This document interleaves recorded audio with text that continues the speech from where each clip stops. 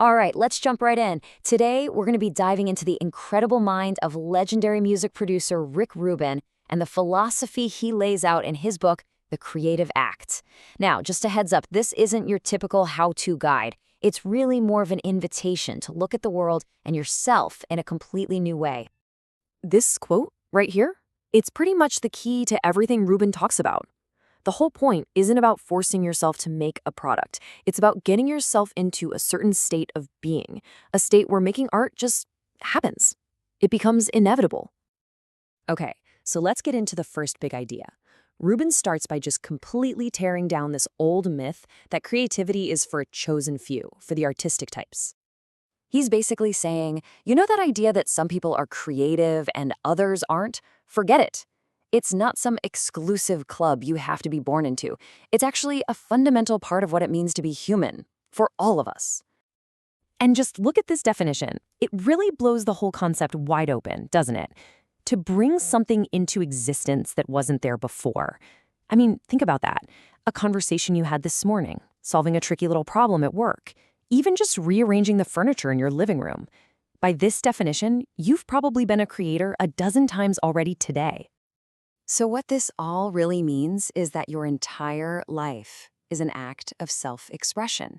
You're not just living. You are a singular, ongoing work of art. The goal of an artist isn't just to make art, it's to live in a way that pays attention to the world.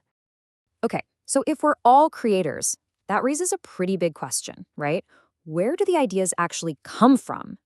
Well, this is where Rubin introduces this really powerful and kind of beautiful metaphor. He wants you to picture this. The universe is in a state of constant, eternal, creative unfolding. The ideas, they already exist. They're out there, kind of floating in the ether, just waiting for someone, for a vessel, to give them a voice. And that is where we come in. Our job isn't to invent something out of thin air. It's more like we're translators. We're tuning into these messages that are already out there and just giving them form so we can share them. This idea of the artist as antenna is just, it's perfect, right? It's not about using brute force to think up an idea. It's about being receptive, being open. And the best artists, they're the ones with the most sensitive antenna, the ones who can pick up the faintest signals. And get this. This is a wild thought. He suggests that if you don't act on an idea that comes to you, it doesn't just vanish. Nope, it'll just go find someone else.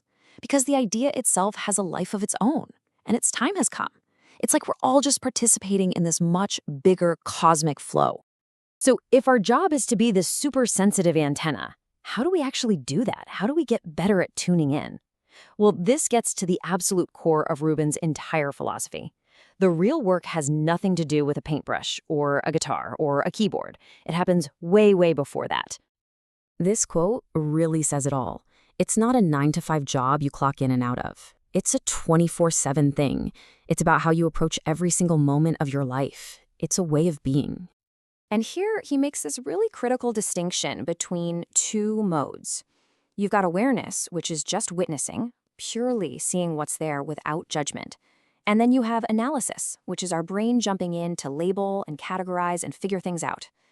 The magic, the creative spark, is in that first part, in that pure connection. Analysis is important, but it comes later, and it can actually pull you right out of the creative moment.